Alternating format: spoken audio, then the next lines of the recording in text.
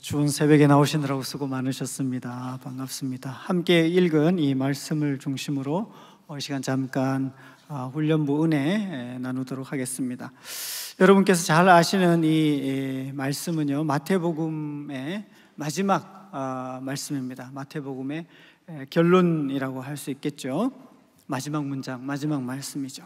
마태복음은 이렇게 시작하고 있습니다. 암송하고 계시나요 혹시? 아브라함과 다윗의 아들 예수 그리스도의 족보, 예수 그리스도의 계보다. 아브라함과 다윗의 자손 예수 그리스도의 계보라, 이렇게 시작을 하죠. 이렇게 시작한 마태복음의 마지막 우리 말씀을 함께 보셨는데요. 함께 다시 한번 읽어볼까요? 그러므로 너희는 가서 모든 민족을 제자로 삼아 아버지와 아들과 성령의 이름으로 세례를 베풀고 내가 너희에게 분부한 모든 것을 가르쳐 지키게 하라. 볼지어다 내가 세상 끝날까지 너희와 항상 함께 있으리라 하시니라. 이 대위임령 말씀은요, 구약의 약속의 성취로 오신 임마누엘 예수님, 이제 곧 성탄절 이제 계절인데요. 그 예수님의 탄생과 사역, 가르침, 그리고 모든 죽음과 부활로서 완성하신 예수님의 그 유일하고 완전하신 우리의 구세주 되심을 진술하고 서술하고 설명하고 있는 이 마태복음의 결론의 말씀이죠. 동시에 이 말씀은 다시 오실 것을 약속하시면서 승천하시면서 제자들에게, 교회에게 남겨주신 유언이기도 합니다.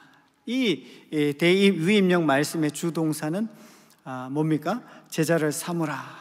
많이 들어보셨죠? 이 명령이 공허한 명령이 되지 않으려면, 이 명령이 명령 그대로 실행되기 위해서는요, 두 가지의 전제 혹은 조건이 반드시 해결되어야 합니다. 첫째는 모든 민족이 있어야 하고, 둘째는 주님의 이 가르침이 있어야 하죠. 모든 민족을 제자로 삼으라는 명령이 성취되게 하는 이 제자의 대상은, 모든 민족은 제자의 대상을 말하죠. 제자를 삼으라 하는 그 대상, 모든 민족. 그리고 주님의 가르침은 이 제자로서 살아가야 할 삶의, 제자의 자격, 제자의 혹은 정체성, 제자의 기준, 제자의 요건, 제자가 누구이고 무엇이고 어떻게 살아가야 하는지에 대한 내용이라고 할 수 있습니다. 제자를 삼으라는 이 명령을 생각할 때 우리는 이 명령이라는 것 때문에 그렇게 좋은 느낌은 아닐 수 있습니다. 그 이유는 뭐 여러 가지가 있겠지만 무엇보다도 우리의 죄성 때문에 이 명령을 하고 명령을 받는다, 그렇게 기분 좋은 것이 아닐 수도 있어요. 또 우리의 여러 가지 삶에서 겪은 경험들 때문에 이 명령이라는 단어가 그렇게 기분 좋은 느낌으로 다가오지 않을 수도 있죠. 그러나 이 명령, 이 제자 삼으라는 이 명령은, 예수님의 명령은 그야말로 인생 최고의 복이고 진정한 영광입니다. 아멘. 왜 그렇습니까? 이 명령의 뿌리와 그 근원이 우리 담임 목사님의 온전론의 핵심 가운데 하나인 목자의 심정, 이 아버지의 마음, 여기에서부터 나오는 것이기 때문입니다. 이 제자 삼으라는 명령은요, 하나님 아버지의 마음, 이 목자의 심정에서부터 나온 명령입니다. 그러므로 이 명령은 하나님의 진심이며, 이 명령은 명령 그대로 성취될 때까지 결코 중단될 수 없는 명령입니다. 주님의 명령이기 때문에 실패될 수 없는 명령이죠. 우리가 받은 이 놀라운 구원은요, 우리가 구원받아서 이 세상에서, 구원받은 이후에 이 세상에서 내 마음대로 살다가 천국 가도록 하기 위해서 우리에게 이 십자가의 구원을 주신 것이 아닙니다. 구원받은 이후 예수님의 제자로 살다가 천국 가도록 하기 위해서 우리가 구원을 받은 것입니다. 그것이 우리 주님의 마음이신 것이죠. 어떻게든 자녀를 잘 키워보려는 어미의 심정, 아비의 마음, 그런 목자의 심정으로부터 나온 이 명령은 이미 구약에서부터 시작이 되었습니다. 구약의 역사로 보면, 구원의 역사로 보면 하나님의 구원 역사에서 구약의 성취이기도 한 것이 바로 이 예수님의 명령이신 것이죠. 마태복음 우리가 앞에서 잠깐 보았습니다만은 믿음의 조상 아브라함에게 주신 약속의 말씀으로 한번 잠깐 돌아가 보면요, 창세기 12장 2절 같이 한번 읽어볼까요? 내가 너로 큰 민족을 이루고 내게 복을 주어 내 이름을 창대하게 하리니 너는 복이 될지라. 아브라함을 부르실 때 주신 이 약속의 말씀은요, 마침내 예수님에게서 완성이 되었고 이제 주님 다시 오실 때까지 제자 삼으라는 명령, 이 대위임령에 대한 순종을 통해서 우리에게 교회 역사 가운데 적용되고 있습니다. 명령이 내려졌다면 그 다음으로 중요한 것은 무엇이겠습니까? 그 명령대로 따르는 순종이라고 할 수 있습니다. 사랑의 교회 제자훈련은 바로 주님의 목자의 심정에서부터 나온 이 제자 삼으라는 명령에 대한 순종함으로써 사랑의 교회가 출발을 했습니다. 여러분, 순종 어떻습니까? 쉽습니까? 어렵습니까? 당연히 쉽지 않습니다. 어렵습니다. 모든 민족, 모든 사람을 대상으로 주님의 가르침으로 제자 되도록 하는 이 대위임령의 말씀에 순종하는 것은요, 결코 쉽지 않습니다. 그것도 많이 어렵습니다. 아니, 사실은 순종할 수 없는, 은혜가 아니면 우리로서는 순종할 수 없는, 우리의 힘만으로는 할 수 없는 것이 이 제자로서 살아가는 믿음의 삶이라고 할 수 있습니다. 훈련은 개인적으로, 훈련생 개인에게도 당연히 어렵습니다. 그래서 우리는 훈련을 시작할 때 죽지도 말고 아프지도 말자, 이런 구호를 외치면서 몸부림쳐야 겨우 마칠 수 있는 것이 이 훈련의 과정이라고 할 수 있습니다. 물론 훈련은요, 그 모든 어려움을 이기고도 남을 만한 말로 다 표현할 수 없는 기쁨과 은혜의 여정이기도 합니다. 동시에 교회가 이 명령을 순종하는 것에도 보통 수고로운 사역이 아닙니다. 사랑의 교회의 제자훈련 역사를 통해서도 확인할 수 있는데요, 사랑의 교회는 1978년 7월 23일 주일 오후 3시 교회 개척 예배를 드림으로써 시작이 됐습니다. 78년 7월입니다. 7월 23일. 그리고 나서 사랑의 교회는 제자훈련 1기를 모집했는데요, 제자훈련 1기가 78년 9월에 시작했습니다. 9월에. 그러니까 한 달 남짓 지나서 바로 제자반이 시작이 된 거죠. 그러니까 처음부터 훈련하는 교회, 훈련이 진심인 교회가 된 것입니다. 그런데 첫 제자반에 5명이 훈련을 시작을 하셨는데, 첫 제자반은 1명 외 모두 중간에 탈락을 했습니다. 중단됐습니다. 그 1명은 누구겠습니까? 옥하남 목사님의 사모님이셨습니다. 남제자반의 경우도 실패가 있었는데요, 여제자반은 시작하자마자 실패를 맛보았지만 남자의 경우는 두 번째 제자반을 시작하고 얼마 지나지 않아서 비슷한 좌절을 맛보아야 했다고 합니다. 남자도 여자처럼 훈련의 맥이 끊어지지 않게 하려는 욕심에서 억지로 사람을 끌어넣은 것이 화를 자초하게 되었다고 옥 목사님이 고백을 하시더라고요. 초창기 어느 제자반은 몇 개월이 되지 않아서 부득이 해산하지 않으면 안 되었다. 준비가 안 되고 신앙 성숙이 낮다 보니 제자훈련 자체가 신앙생활에 도움은커녕 오히려 장애 요인이 되어 교회에 반감을 가지는 사태까지로 발전했다. 이런 고백을 하기도 하셨습니다. 이렇게 시작된 사랑의 교회 제자훈련은 2003년 오정현 담임 목사님 부임하신 이후 5년 정도 지난 2007년에는요 제자훈련생이 713명, 사회훈련생이 600명, 합 1313명이 훈련하는 지경에 이르게 되었습니다. 그리고 지금까지 11년 전 우리 2014년 담임 목사님께서 직접 주재하셔서 시작된 제자훈련, 사회훈련 2.0 교재, 그리고 커리큘럼 변화를 지난 23년 온전론 출간과 함께 최종 마무리하게 되었습니다. 그리고 24년에 이제 제자훈련 2.0 교재 발간으로 2.0의 교재가 마무리가 되었습니다. 이 모든 훈련의 역사를 통해서 지금까지 배출된 훈련생 전체 숫자는 올해 2025년 제자훈련생까지 포함해서 14,704명, 그리고 사회훈련생은 12,117명입니다. 이 가운데 6,510명이 순장으로 파송이 되었습니다. 자료를 보면서 사랑의 교회 교적 자료가 전산화되고 정확하게 카운팅할 수 있는 수치가 이 정도인데요.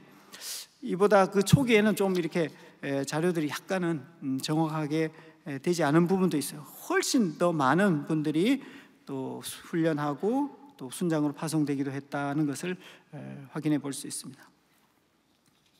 여기서 한 가지 놀라운 사실을 확인하게 되는데요. 골로새서 1장 28절 29절 말씀입니다.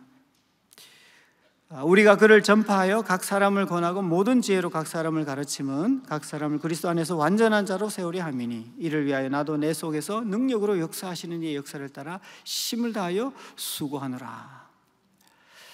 이 말씀은 주님의 목자의 심정에서부터 나온 명령이 모든 민족으로 성경을 가르쳐서 예수님의 제자로 삼으라는 이 사역에 대한 사도 바울의 요약이라고 할 수 있습니다.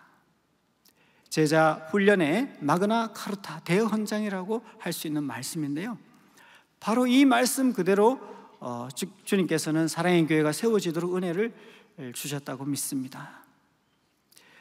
그리고 이와 같은 훈련의 수고를 통하여 위대한 이 믿음의 역사, 믿음의 영가족 4대가 세워지고 있습니다. 우리 디모데후서 2장 2절 말씀이죠. 같이 한번 읽어보겠습니다. 또 내가 많은 증인 앞에서 내게 들은 바 충성된 사람들에게 부탁하라. 그들이 또 다른 사람들을 가르칠 수 있으리라. 믿음의 1대, 2대, 3대, 4대 영적 재생산입니다. 다시 말해서 주님께서 사랑의 교회로 하여금 제자 훈련의 정의라고 할 수 있는 영적 재생산의 이 놀라운 역사의 현장, 이 대위임령이 실행되는 현장, 은혜의 현장을 허락해 주신 것입니다. 주님께서 승천하시면서 남기신 마태복음의 이 위임령 말씀이 행동으로 나타나게 해 주신 것이죠. 이제 온전론 출간과 완성된 제자훈련, 사역훈련 2.0 교재와 커리큘럼을 통해서 받고 있는 훈련의 은혜가 무엇인지, 목자의 심정으로부터 나온 제자가 되고 제자 삼으라는 위대한 명령이 어떻게 실천되고 있는지, 그리고 그것이 행동으로 나타나고 있는지 25년 우리 생생한 훈련 현장을 영상으로 만나보시겠습니다. 1분 20초짜리 영상입니다.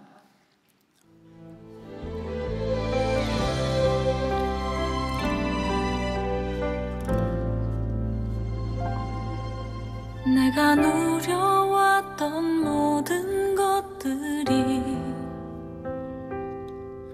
내가 지나왔던 모든 시간이, 내가 걸어왔던 모든 순간이 당연한 것 아니라 은혜였어.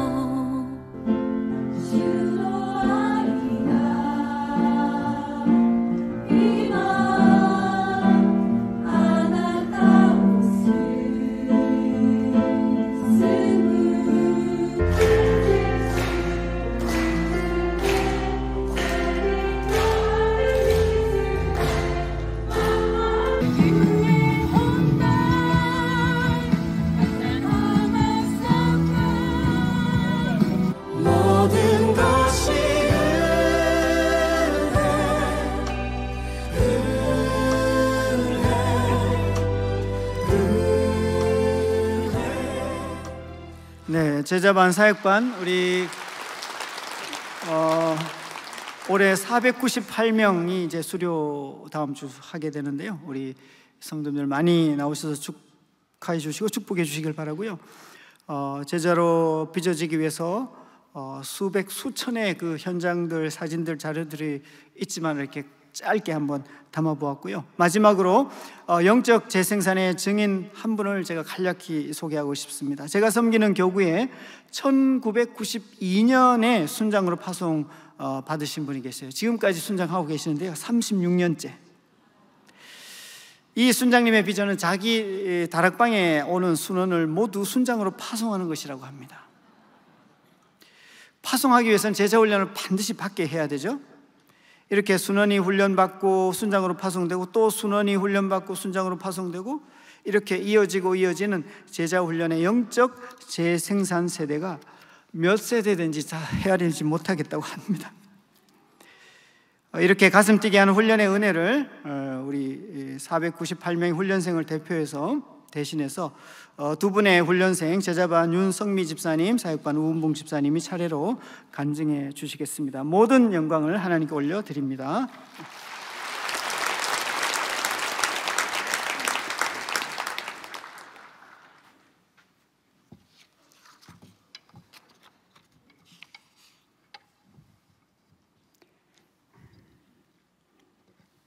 안녕하세요. 여직장인 제자 7반 윤성미 집사입니다. 제 인생에서 가장 깊은 곳까지 붙들어 주셔서 끝까지 제자 훈련을 감당하게 하신 하나님께 모든 영광을 올려드립니다. 4년 전 남편이 간암 진단을 받으면서 저희 가정에는 긴 고통의 시간이 시작되었습니다. 그럼에도 주일 예배와 다락방에서 담임 목사님을 통해 주시는 말씀이 제 마음에 소망을 심어 주었습니다. 그 믿음으로 제자 훈련을 시작하며 저는 하루하루 남편의 영혼을 위해 간절히 기도했습니다. 그러던 중 하나님은 놀라운 일을 행하셨습니다. 코로나 이후 예배의 자리를 떠났던 남편이 다시 교회로 발걸음을 옮겨 주님을 영접하며 다락방에도 참여하기 시작한 것입니다. 훈련을 시작하며 하나님 앞에 기도했던 간절한 기도에 주께서 신실하게 응답하여 주셨습니다. 시간이 흐르며 남편의 병세는 더욱 악화되었고 항암 치료가 듣지 않아 결국 6월에는 호스피스 병동에 입원하게 되었습니다. 저는 새벽에 출근하고 퇴근하자마자 병원으로 달려가는 일상을 반복했습니다. 몸은 지치고 마음은 무너져 내릴 듯 했습니다.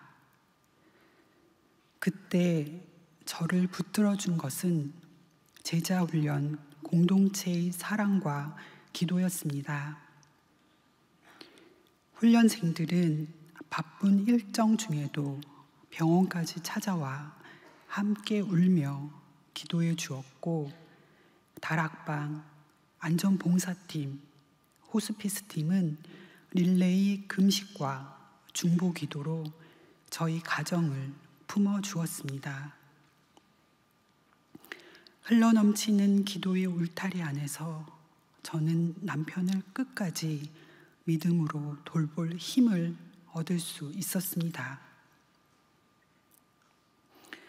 6월 말 하나님은 우리의 간절한 기도에 다른 방법으로 응답하셨습니다. 남편은 편안하게 하나님의 품에 안겼습니다. 그날은 깊은 눈물의 날이었지만 동시에 하나님의 완전한 사랑이 이루어진 날이기도 했습니다.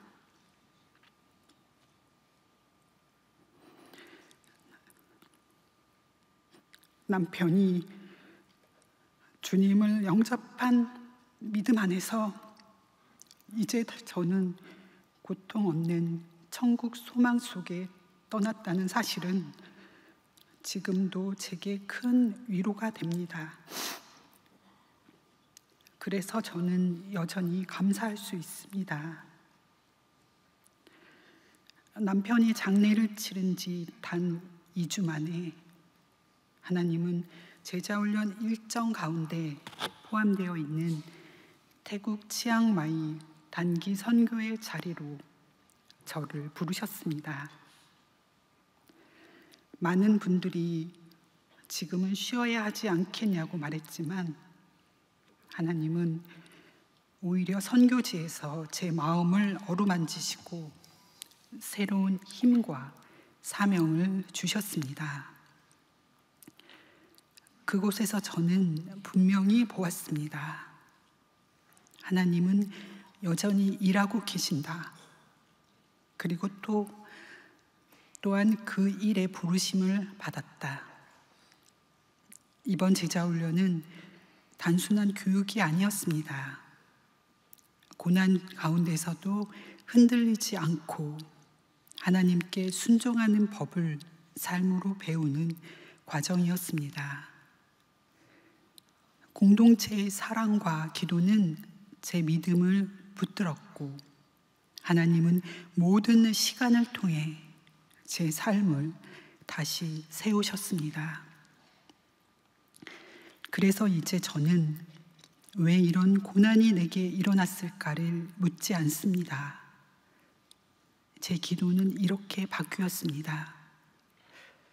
주님, 이 눈물과 고통 속에서 무엇을 이루고 계신지 보게 하옵소서. 이제 저는 받은 위로를 기억하며 어려운 가운데 있는 이들에게 하나님의 위로를 전하는 제자로 살아가고자 합니다.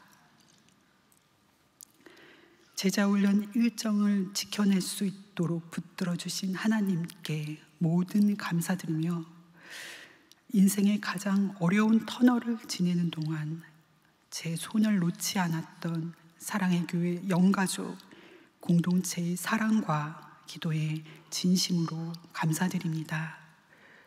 모든 영광을 하나님께 올려드립니다. 감사합니다.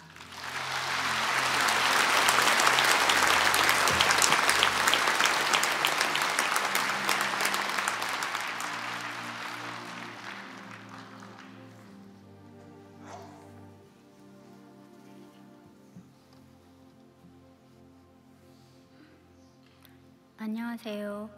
여직장인 사역 11반 우은봉 집사입니다.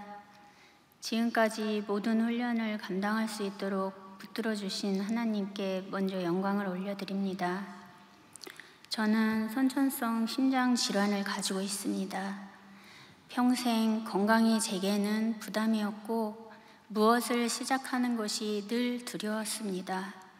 그러나 주일 예배 가운데 담임 목사님의 말씀을 들으면서 육체의 한계를 뛰어넘는 은혜를 사모하며 마음 깊은 곳에 한 가지 소원이 생겼습니다. 하나님, 제 병을 고쳐주시고 남편의 마음도 주님께로 돌아오게 해주세요. 그 소망을 붙들고 제자훈련을 결단했습니다. 훈련을 시작하며 가장 크게 느낀 것은 나는 부족하지만 하나님은 먼저 나를 부르셨다는 사실이었습니다. 특히 로마서 8장 암송은 제 몸과 머리로는 감당이 어려웠습니다. 하지만 말씀을 붙들면 붙들수록 말씀이 머리가 아니라 가슴으로 먼저 들어오기 시작했습니다. 그 과정에서 이전에 경험해보지 못한 은혜가 제 안에 흘러왔습니다. 제자훈련 중 가장 큰 산처럼 느껴진 과제가 가정 예배였습니다. 남편은 오랫동안 신앙이 없었고 교회와는 전혀 가깝지 않은 사람이었습니다. 그래도 조심스럽게 가정 예배를 제안했습니다. 처음에는 단호하게 거절당했습니다. 여러 차례 권유해도 쉽지 않았지만 포기하지 않고 기도하며 다시 부탁했습니다.